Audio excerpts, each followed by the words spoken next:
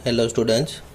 आज हम एक्सरसाइज 8.1 का क्वेश्चन नंबर 4 देखेंगे, लेकिन उससे पहले याद कर लेते हैं साइन कॉस और टेन कॉट सेक और कोसेक के फॉर्मूलाज। तो साइन का फॉर्मूला है opposite side upon hypotenuse, cos का फॉर्मूला है adjacent side upon hypotenuse, tan का फॉर्मूला है opposite side upon adjacent side, cot यानी टेन का रेसिप्रोकल यानी adjacent side upon opposite side, फिर सेक यानी कॉस का reciprocal hypotenuse upon adjacent side, and cosec यानी साइन का reciprocal hypotenuse upon opposite side. Okay, so next given 15 cot A is equal to 8, so find sine A and sec A. Sine A और sec ए find करना है।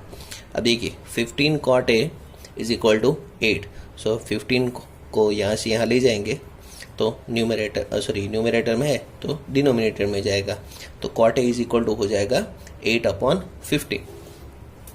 अब फिर उसी तरीके से ट्राइंगल बनाते हैं। In triangle A B C angle B is equal to 90 degree. तो suppose in triangle A B C measure of angle B is equal to 90 degree, cot A is equal to 8/50। तो cot A का formula क्या है? Adjacent upon opposite यानी A B upon B C. So A B upon B C is equal to 8/15। अभी जैसे हमने अगले question में सपोज किया था उस तरीके से suppose A B is equal to 8 के and B C is equal to 15 के। नाउ अब दो साइड्स के मेजर्स है तो तीसरी साइड का मेजर फाइंड करने के लिए किसका यूज करेंगे? तो पाइथागोरस थ्योरम का। तो in triangle A B C according to Pythagoras theorem AC square is equal to AB square plus BC square. So 8 square plus 15 के होल स्क्वायर, तो 8 का स्क्वायर होता है 64 के स्क्वायर प्लस 15 का स्क्वायर 225 के स्क्वायर, तो 225 plus 64 289। So AC is equal to 289 का स्क्वायर रूट 17 यानी इट्स 17 के। अब क्या फाइंड करना है? साइन और सेक। तो साइन का फॉर्मूला क्या होता है? Opposite upon hypotenuse. तो साइन ए यानी ए का अपोजिट BC और hypotenuse AC। So BC upon AC, BC है 15 के and AC is equal to 17 के कट। So answer is 15/17। फिर उसी तरीके से सेक।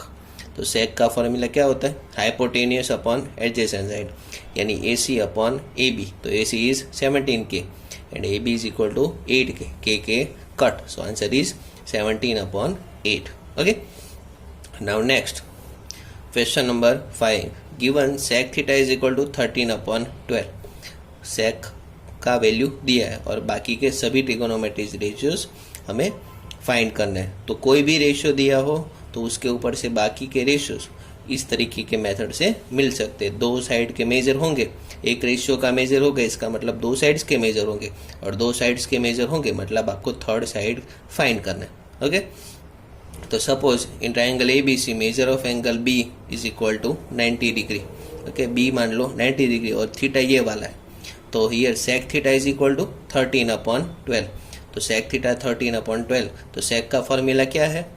तो हाइपोटेनियस अपॉन एडजेसेंट साइड यानी हाइपोटेनियस यानी AC और एडजेसेंट यानी BC। So AC upon BC is equal to 13/12। तो सपोज क्या करेंगे? Suppose AC is equal to 13 के and BC is equal to 12 के। तो suppose AC is equal to 13 के and BC is equal to 12 के। तो पाइथागोरस थ्योरम का यूज करके थर्ड साइड का मेजर फाइंड करेंगे। 13 के square is equal to EB square plus 12 के स्क्वायर। तो 13 का स्क्वायर है 169 और 12 का है 144। तो AB स्क्वायर फाइंड करना है, इसको यहाँ से यहाँ ले जाएंगे तो क्या हो जाएगा? माइनस। तो AB square is equal to 169 के स्क्वायर माइनस 144 के। तो 169 माइनस 144 यानी 25 और 25 का square root 5। So AB is equal to 5 के। Now sine. अब बाकी के सभी रेशियोज फाइंड करने। ओके, तो हमने एंगल C को बनाया था ना, तो एक बार फिगर यहाँ पर ड्रॉ कर लेते हैं। ये था B, यहाँ पर था C, ये है A और यहाँ पर आया था थीटा। ओके, तो अब sine theta opposite upon hypotenuse AB upon AC मिल जाएगा। फिर cos theta adjacent upon hypotenuse upon कोस का फॉर्मूला क्या है, तो एडजेसेंट साइड अपॉन हाइपोटेन्यूज यानी BC अपॉन AC, तो उसके ऊपर से कॉस, सेक का आपको दिया था ना, हाँ, तो टेन यानी adjacent sorry opposite upon adjacent यानी AB अपॉन BC, फिर कॉट उसका उल्टा एडजेसेंट अपॉन अपोजिट यानी BC अपॉन AB, और कोसेक यानी साइन का उल्टा हाइपोटेनियस अपॉन अपोजिट यानी AC अपॉन AB। ओके, तो ये हो गए बाकी के ऑल 6 रेशियोज। उसके बाद now question number 6। Question number 6, तो if angle A and angle B are acute angles such that cos A is equal to cos B। अब एंगल A और एंगल B एक्यूट एंगल्स है, इसका मतलब right angle कौन सा होगा, C। Okay, क्योंकि आपको पता है कि कोई भी ट्राइंगल के तीनों एंगल्स के मेजर का सम कितना होता है, 180। अब अगर ये वाला 90 का है, ओके, और टोटल तो 180 ही होगा, तो ये अगर 90 का है तो टोटल 180 है, इसलिए इन दोनों एंगल्स को कैसा होना पड़ेगा, तो 90 से छोटा, तभी सम 180 हो पाएगा ना। ओके, तो एंगल A और एंगल B एक्यूट एंगल है, इसका मतलब एंगल C कैसा है, राइट एंगल। तो acute angle such that cos A is equal to cos B, then show that angle A is equal to angle B, मतलब angle A और angle B का measure कैसा है, सेम है, ये हमें प्रूव करना है। ओके, तो सबसे पहले एंगल C राइट एंगल है, इसलिए एंगल A और एंगल B कैसे है, एक्यूट एंगल है। ओके, नाउ cos A और cos B के बारे में बताया ना, तो सबसे पहले cos A और cos B की वैल्यू देखते हैं। तो cos A, तो cos का फॉर्मूला क्या है, एडजेसेंट अपॉन हाइपोटेन्यूज, तो cos A का क्या होगा, AC upon AB। Okay, and cos B, तो उसके लिए एडजेसेंट साइड अपॉन हाइपोटेन्यूज यानी BC अपॉन AB, तो cos A is equal to AC upon AB and cos B is equal to BC upon AB। Now cos A is equal to cos B, तो cos A is equal to cos B, तो that means AC upon AB is equal to BC upon AB। अब देखिए cos A is equal to cos B, AC upon AB is equal to BC upon AB, तो इसका मतलब कि ये दोनों ratios कैसे है, तो सेम है, ये दोनों रेशियोज कैसे है, सेम है।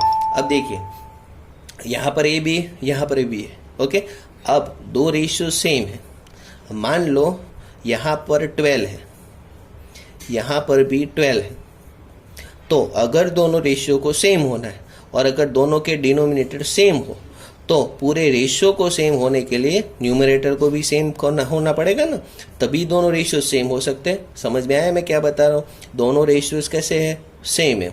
मान लो उसका डिनोमिनेटर भी सेम है, तो अगर डिनोमिनेटर सेम है तो पूरे रेशियो को सेम होने के लिए न्यूमरेटर को भी सेम होना पड़ेगा।